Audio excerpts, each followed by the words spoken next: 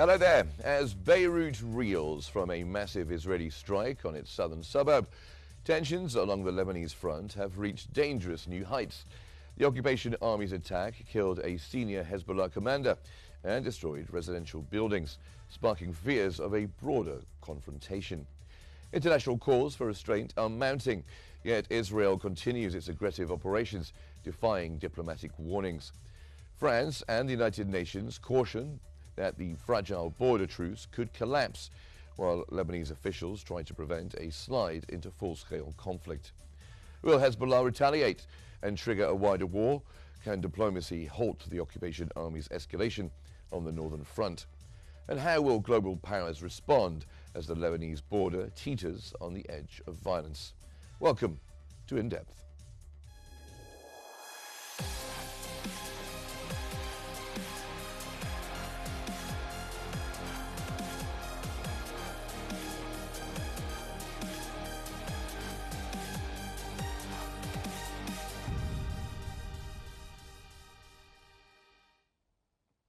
Welcome to the program. According to the New York Times, Israel escalated its attacks on Hezbollah in Lebanon by assassinating Ali Tabatabai, the group's chief of staff, in an airstrike on an apartment building in Beirut's southern suburb. The strike killed at least 5 people and injured more than 25, marking the sharpest Israeli escalation since the U.S. broke its ceasefire a year ago. Israel claims the attack targets Hezbollah's efforts to rearm, while Hezbollah asserts it has withdrawn from southern Lebanon in line with the ceasefire. Lebanese President Joseph Aoun condemned the strike, calling it a violation of initiatives to reduce tensions. And Hezbollah's deputy head, Mahmoud Khatami, described the assassination as breaching a new red line, but did not immediately promise retaliation. The US and Israel had hoped Lebanon's new government would disarm armed groups, but Hezbollah continues to resist, leaving the border tense. The strike underscores Israel's willingness to escalate and fragile nature of the Lebanese front.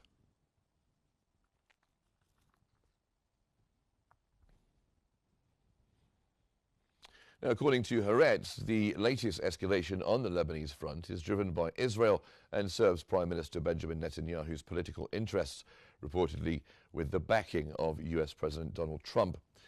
The occupation army carried out its harshest strike in Lebanon since last year's ceasefire, assassinating Ali Tabatabai, one of Hezbollah's remaining senior commanders in Beirut's southern suburb. The operation reflects Israel's broader aim to prevent Hezbollah from redeploying its forces south of the Litani River, while also deflecting attention from domestic political pressures and Netanyahu's past failures. Over the past year, Israel has maintained near constant attacks, killing nearly 400 people. While Hezbollah has so far avoided retaliation, the strike signals Israel's willingness to risk renewed clashes. Haaretz emphasizes that the escalation is not solely military, but also political, positioning Netanyahu for domestic advantage and shaping Israel's posture across multiple regional fronts, including Syria and Gaza.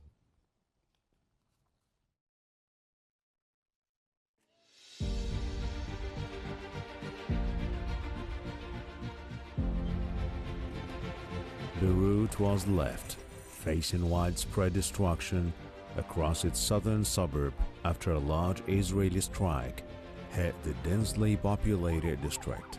Emergency teams searched through rubble as residents fled damaged streets. The occupation army claimed it targeted a senior Hezbollah commander, a claim Hezbollah later confirmed. The attack deepened fears of a broader confrontation.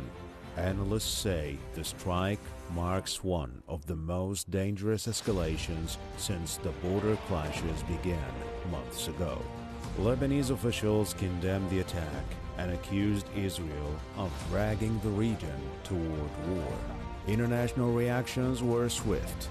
France and the United Nations expressed alarm, warning that continued attacks could dismantle the truce.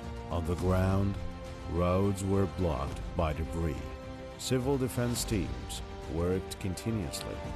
The strike reignited long-standing questions about occupation armies' escalating attacks and the growing risk of a wider confrontation. For many Lebanese, the fear is clear that this latest escalation will erase the remaining barriers, preventing a return to full-scale Israeli war, one that Lebanon cannot afford. Now to our guest this afternoon, and we are joined from Beirut by Abdullah Niama, who is a political analyst, and Ahmed Yunus, who is a researcher and political analyst. Also, thank you very much for joining us. I'll start with you, Abdullah Niama. After Israel's strike on the southern suburb of Beirut, which the occupation army claims targeted Hezbollah's chief of staff, how do you assess the message that Israel is sending behind this attack in such a densely populated residential civilian area?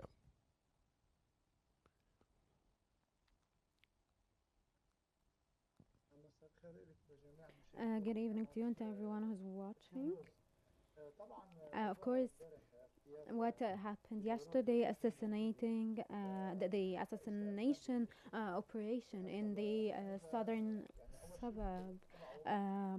First of all, the timing is actually very, very important, and also what's more risky than the timing is that they striked without any warning. They striked a residential area, and we had around six who were killed and 20 something injured. And so yes, if this area was densely populated, I think that all the people would have been killed because of how aggressive the strike was. And so yeah, I don't think that this assassination was actually planned before. The Israel said that it has to do with diplomatic reasons, but I think yeah, it was a spur of the moment decision because such a strike.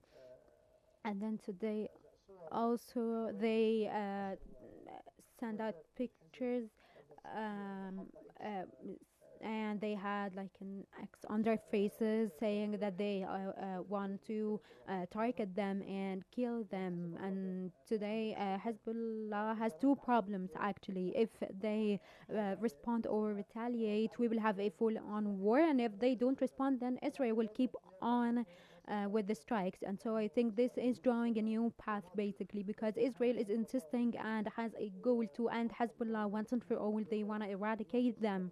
And today we saw the pictures that they have distributed, and they said that they want to kill them. And Israel, this has been their tactic. When they want to start a war, they start with assassinations, because then the assassinations gets the war ignited. And I think that they are ready for a war in Lebanon. And I think that they have the green light from the US, and Iran knows this, Hezbollah knows this as well. But the problem here is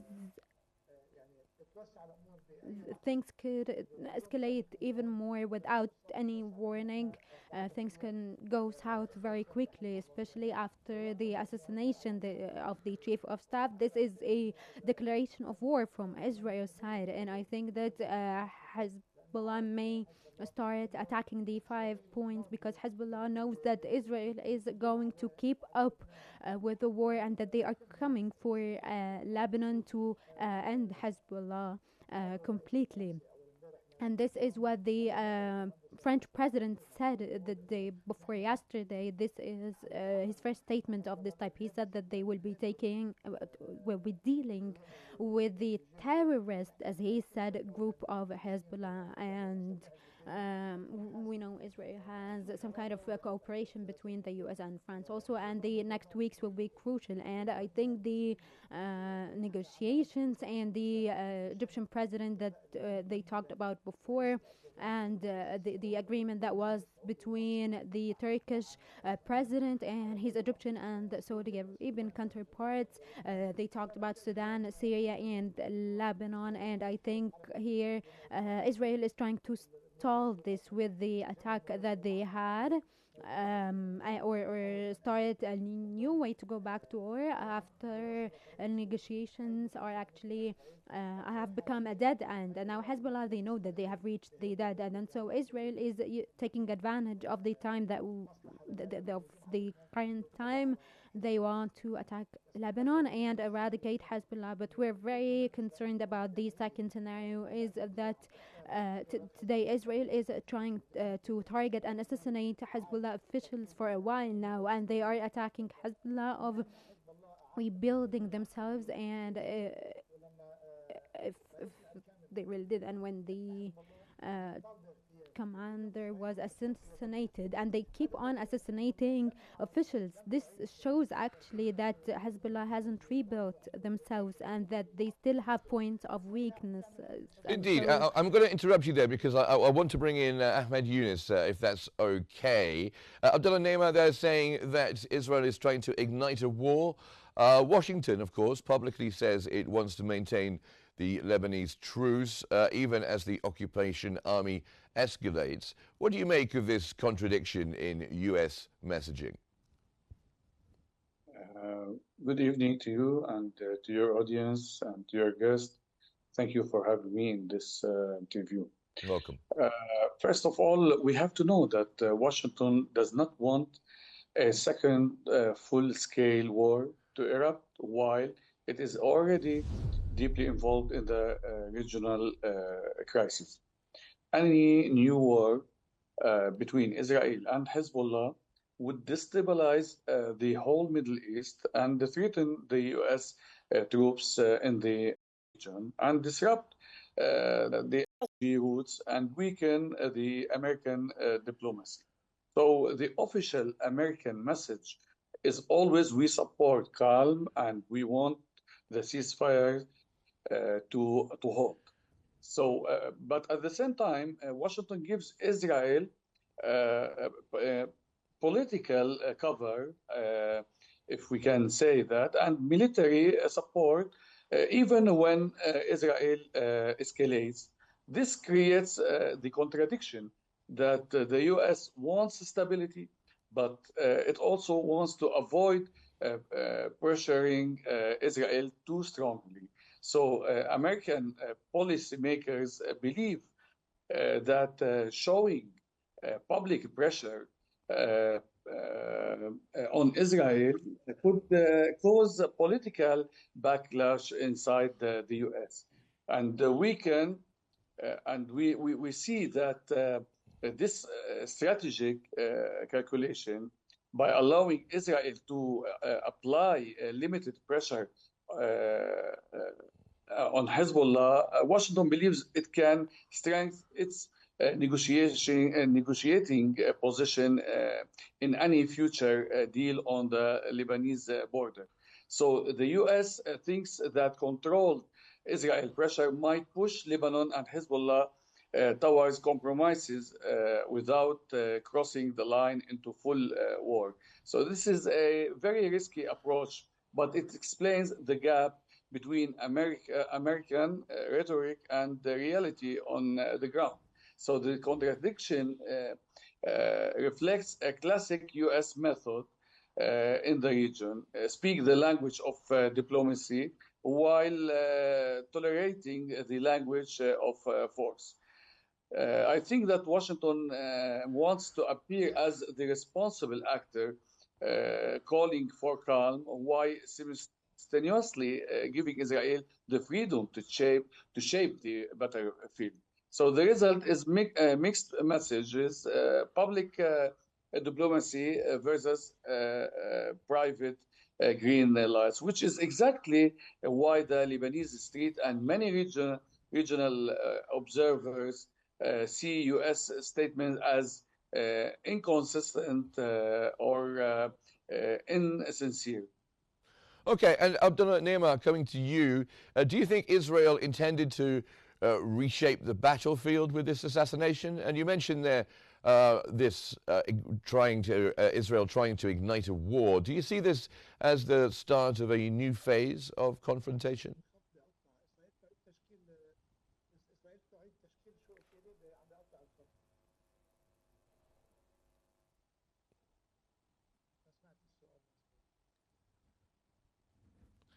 Okay, I'll give you that question again. Do you see this as a new phase of confrontation?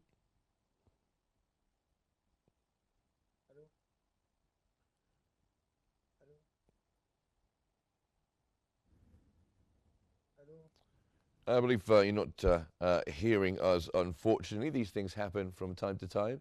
I'm asking you, Abdullah Neymar, do you see this? Do you see this as a new start, as a start of a new phase of confrontation?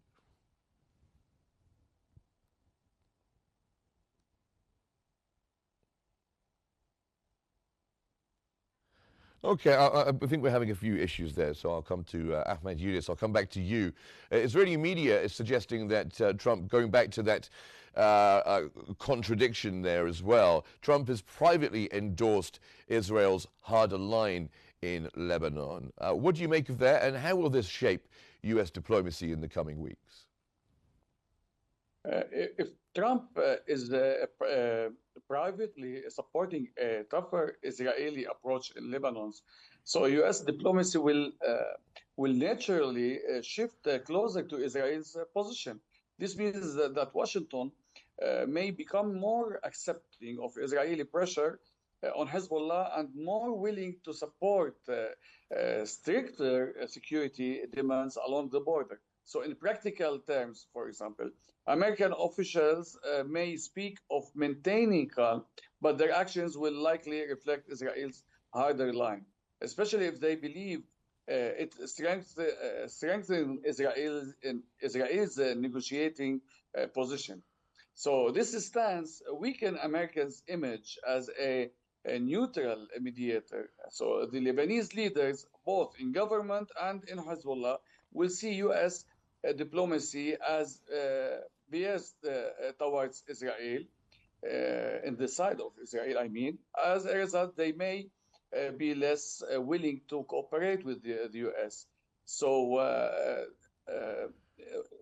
cooperate also with the U.S. proposal or security arrangements. So when one side in a conflict feels the mediator is already committed, trust breaks down and negotiations become much harder. So this shift also means the U.S. diplomacy will focus more on pressuring Lebanon rather than balancing both sides.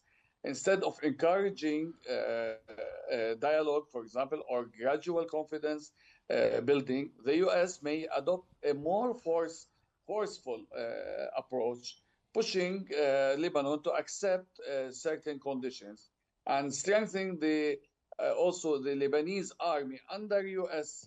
Guidance and supporting Israel's demands regarding the south. So diplomacy becomes, I think, more about enforcing outcomes than about finding a middle ground. So the U.S. move towards Israeli tougher line increases the risk of escalation, and the Lebanese actors may feel cornered or threatened, which can lead to miscalculations on the ground. So if tensions arise, the U.S. will have less room to act as a stabilizing force because it is perceived as aligned with Israel. So while a harder American stance may satisfy Israel in the short term, it can also destabilize the situation and make the region more unpredictable in the coming weeks. Okay. And Abdullah Neymar, coming to you, the occupation armies declared that it will not allow Hezbollah to rebuild. What do you think Israel's end game is?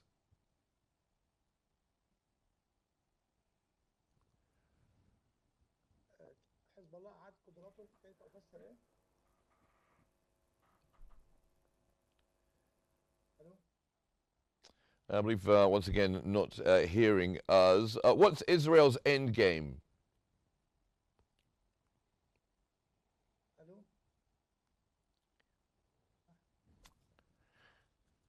I think I'll come back to you, Ahmed Yunus. France and the UN have expressed concern over a slide into wider war. Are there credible diplomatic mechanisms left to prevent a regional explosion?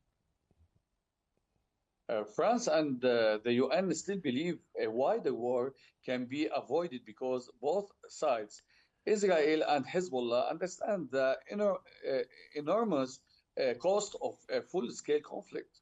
So, this gives diplomacy a small but real space to operate.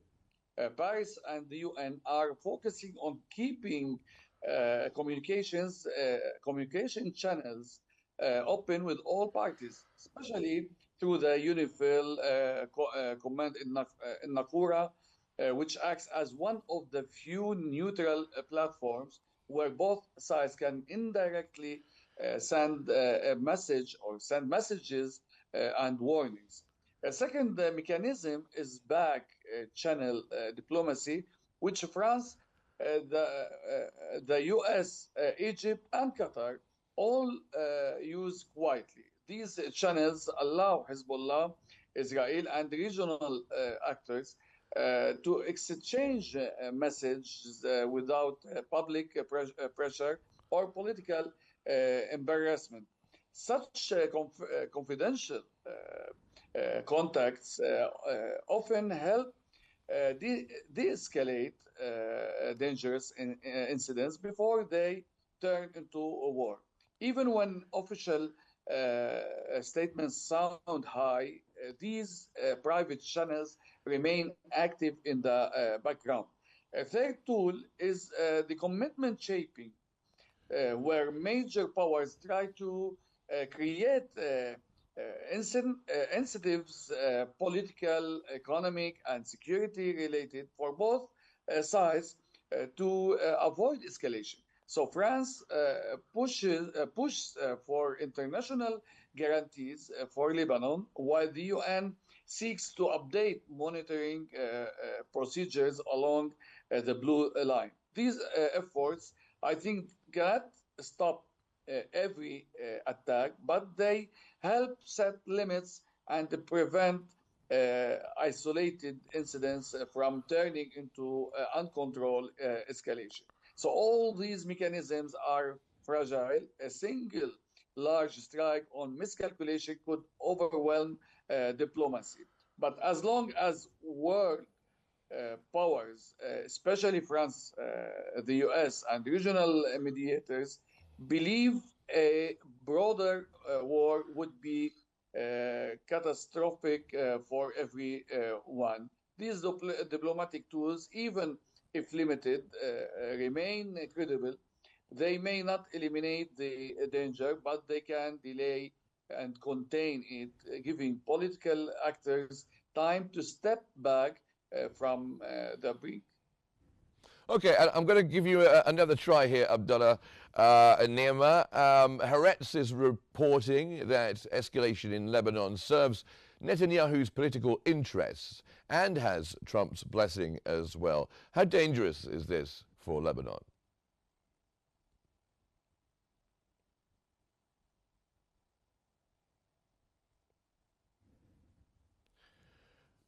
Well, we gave it a try. Let's go back to Ahmed Yunus, shall we?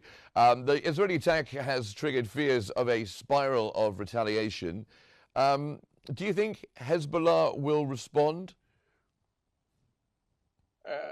Hezbollah is unlikely to respond with a large immediate strike because it knows that Israel is trying to drag it into a bigger war.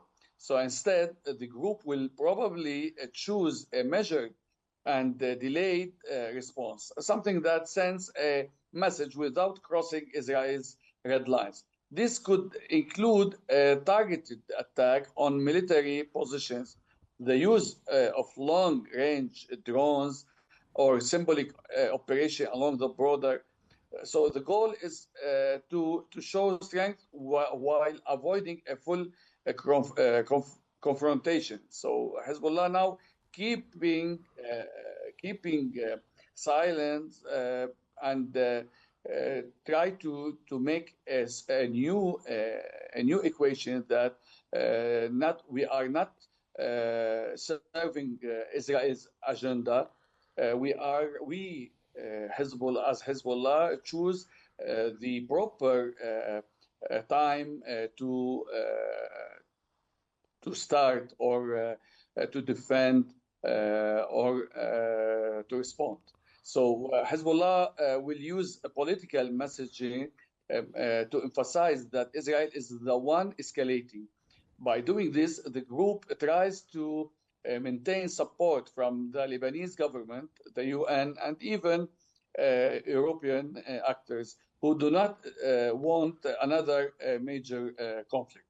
Hezbollah understands that the environment is very sensitive now, especially with international mediators active in Beirut. So its response will be carefully calibrated.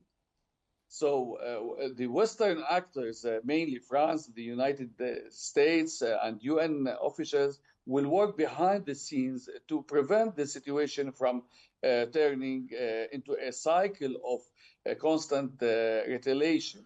So they will pressure Israel to stop major strikes and urge Hezbollah to avoid dramatic responses. So these actors know that once the two sides fall into a strike and counter-strike pattern, stopping the escalation becomes almost impossible. So, however, Western diplomacy can only slow the cycle, not fully control it. If Israel launches another high-level assassination, or if Hezbollah's response causes heavy casualties, if we can say, so the situation could escalate very quickly. And for now, Western intervention is most effective in the gray zone, encouraging restraint, warning of the dangers, and keeping communications channels open. Whether it succeeds ultimately depends on the calculations of both Israel and Hezbollah, not the mediators. And Lebanon has repeatedly called for international guarantees, hasn't it, to enforce the border agreement. Why do you think the international system has failed to provide those guarantees? I think the international system has failed to provide real guarantees for Lebanon, mainly because the big powers are not united on what guarantees actually mean. Some countries want stronger pressure on Israel, others want stronger pressure on Hezbollah, and many simply want to avoid direct involvement. Without a common vision, the UN and major states cannot create a strong binding mechanism to protect the Lebanese border or prevent violations. So another reason is that enforcement requires political will and military capability.